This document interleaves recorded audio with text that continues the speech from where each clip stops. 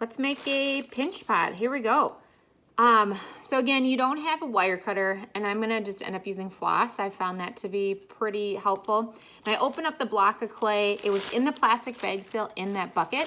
So all I'm gonna do is cut off a little section here to end up forming into a ball. Hopefully by now you've already gone through those steps in that article on how to make a pinch pot, and we're gonna try to get through step 9 today is my hope. So what I'm gonna do is take this piece of floss, and I'm trying to get the size of basically of a cube, if you will, that's gonna be slightly bigger than a golf ball. And it doesn't have to be perfect.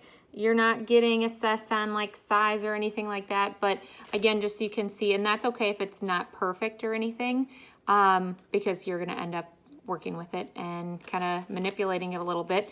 And so all I'm gonna do first is make sure that I close this bag back up and that I put it and seal it up in my bucket so that I can make sure that it's still good for the rest of the what we're doing, so I don't have to start recycling it anytime soon. I do have one of the boards that hopefully you guys all received. Again, if you didn't get it, try to find just a piece of like a paper towel or newspaper or something. But anyways, so if you remember back to the article that you already read, step 1 is to get it formed into a ball. And it's up to you if you want to use the surface area in front of you or if you just want to use your hands to try and get it into a ball. And I do have a golf ball here so that I can use it as kind of a size comparison once I'm ready. And again, I do want it to be basically the size of a golf ball here.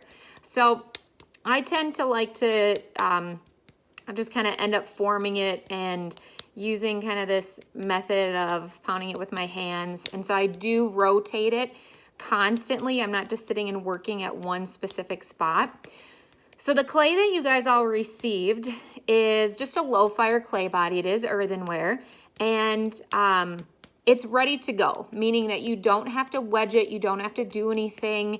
It's straight from the bag, the box. So we buy it from a supplier that gives us clay. So you won't have to learn the method of recycling your clay yet, although you will. Now, all of these projects, I should say, it's really up to you if you want to keep any of them. My kind of theory on this trimester is that I can't guarantee that anything is going to be able to get fired. And so I would say, you know, just kind of my hope is if you do create something that is worthy of keeping, that you'll keep it either sealed up or be really, really cautious how you let it dry out and where you store it when it is bone dry, because if it breaks and things like that, then we won't fire it. But again, it's totally up to you. If you decide to keep things, we will have to fire it at school, and we'll just kind of have to play it by ear. So again, what I'm trying to do with all of this is just try to get basically a good starting point. And if you can tell, I am really taking my time trying to get it to a ball. So even though I'm talking with you at the same time, I'm trying to get it as even and consistent as possible.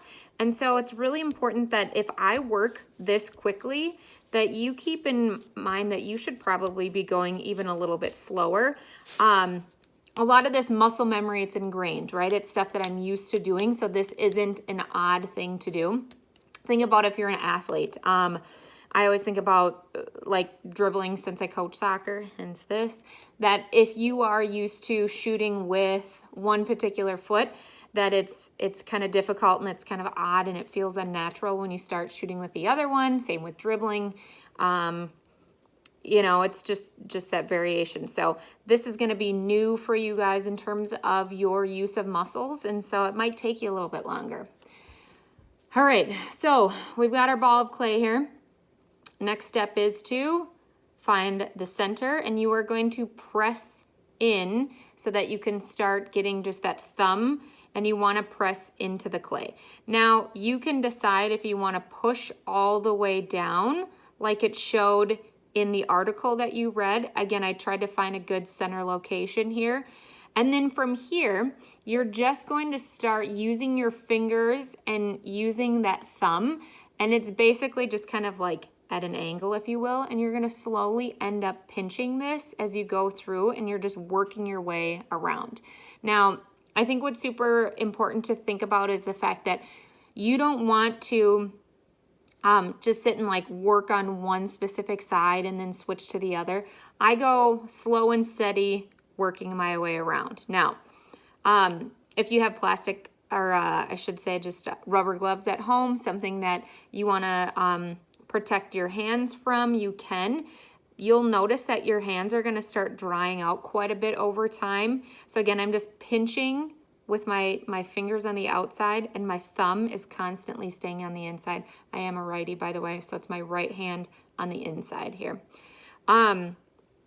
So again, you know, just going slow and steady, your hands are going to dry out. It's kind of sucking up some of the moisture here. I do have nail polish on. I'll probably end up taking this off because I don't want to lose some of it in my clay. Sorry for those of you that have your nails done or have long nails. You might end up wanting to trim them or figure something out. So again, what I'm doing here is I'm just slowly pinching it to start to get it to widen up. Now, what I'm going to try to do here too is I don't want it to get to the point where it's so wide that it's like a bowl. I want to try and get it so that it's more the shape of a cup. And so I do have just a finished example here that I'll leave. We'll try that right there. Sure, that's good enough. And so what I'm trying to do is really make sure that I'm evenly distributing where I'm pinching in all of this, and that I'm slowly working my way up. Like I'm trying to actually physically manipulate and pull the clay up so that I can start to change. Now, you might get cracks in it. You might have little sections where, depending on how even you were able to get your clay, if it's not really that smooth, you can just smooth it out.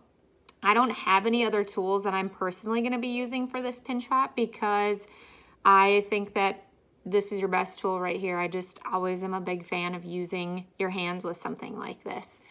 So you want to keep working your way around, really just trying to get it to open up. And so I'm just going to continue to talk here a little bit while I just work my way, feeling for those little inconsistencies, trying to get it so that it's nice, even, consistent walls. So your walls, think of it just like a building, right? It's literally going to be the wall of your piece. And then you have the lip of your pot, which is going to be the top. And then you have your foot of the pot, which is going to be the bottom. Now, right now, you don't have a foot on it. In the article, it did show you how to add a foot, which we'll go over tomorrow. For today's purpose, I just wanted you to read through that article, watch me demonstrating how to make the pinch pot itself, and just try. That's all I'm asking, is that you try. So I'm going to continue to go around here. You'll notice that in the directions, I said that you do have an attendance question. And so your attendance question, well, you actually have a couple things for attendance. First of all, I hopefully did not forget anyone, and hopefully every single one of you did receive yesterday a copy of your visual e-portfolio. So if you did not get that, make sure that you let me know. You should have received your own copy of it. It's yours. You can start editing. So I went through and made everyone their own copy. I have it saved in a folder, so I have access to it. So for one, you can do any sort of updates with that you want. So if you want to change up anything, you are more than welcome to. If you want to add any pictures, you can. It'd be great if you added the picture that you put on the class Padlet of the tools that you found at home.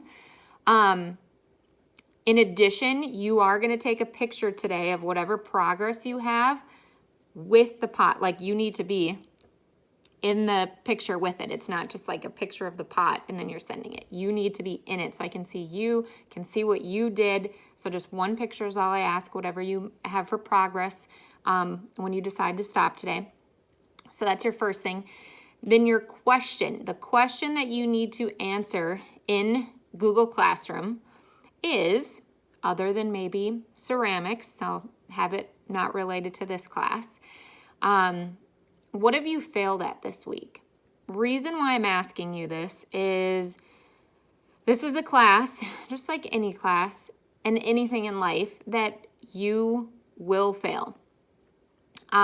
You're not failing the class, you're failing tasks, you're failing at certain activities. And really what I mean by that is it's not an F, it's not a grade. It's like, oh, I made a mistake. This didn't work how I needed it to. I need to change things up. So tell me, what have you failed at this week? For example, me personally this morning, I failed at getting an assignment out to my Photo 1 students on time. I had this video ready to go, and it just took so much longer than anticipated to get uploaded to Google Drive. And so I failed at getting them their work on time. And then it was just like this domino effect. So I got the video up, and then I was changing when the assignment would get made public to all of them. But I didn't have both videos ready to go. So then like half the students were able to see that one video and they missed the demo piece of it. And it was just a learning experience. So I failed from that. And what I've learned is that it takes a lot longer than expected to upload videos to Google Drive. And so I will try to be more proactive and get an even earlier start on making videos, which is tough. If you forgot already, I teach 4 different preps this try. So I'm teaching Ceramics 1, you guys, and then I have Photo 1, Photo 2, and Photo 3. So it's keeping me on my toes. All right, so let's say, for instance, that you kind of like feel around, and what you're trying to gauge is that your wall thickness is no thicker than 1/4 inch. And it's up to you if you want to try to get it even thinner than that. Like typically a lot of potters, they really like to have thin walls. The other thing that you really want to keep in mind is that you're trying to get your lip to have a nice curve to it versus like sharp, nasty little edges and things like that. So if this is a successful first pinch pot, not saying it's done yet, right? It's just in the meantime. But if you are like, you know what, I think this is going to be good for today, I'll come back to it tomorrow and I'll continue to kind of work with it. What I would like you to do is, it's up to you. If you want to wrap it up in a little bit of a paper towel, this will suck up a little bit of moisture. Or you can just leave it if you want it to stay nice and plastic. Again, thinking of those stages of clay. And then again, if you can kind of see, like it started out, the ball of clay, the cube really that I had was bigger than this golf ball, but you can see how it changes in size. Like I could fit the golf ball in it realistically. And so what I want you to do is keep it stored in a plastic bag somewhere away from siblings, pets, parents, whatever. Don't trip on it, fall on it, anything like that. So obviously take your picture with it first so that you can upload it, put it on that Google Slide spot where you see. Answer that question, what have you failed at? Make sure you post that in Google Classroom. And then we'll jump back into this tomorrow. So tomorrow we'll keep working on this, and then we'll go over and discuss a little bit about adding on attachments. Again, it's up to you. It's your reference in terms of like if you want to be playing this video at the same time, that might help you. You could also have those visuals of the steps from that article up on a screen. Whatever is going to help you learning. So it might look a little sad. That's okay. You're not getting graded on how successful it was. I just want to see that you try, and I see a picture of that effort of making your first tiny little pinch pot of the trimester. I know you can do it.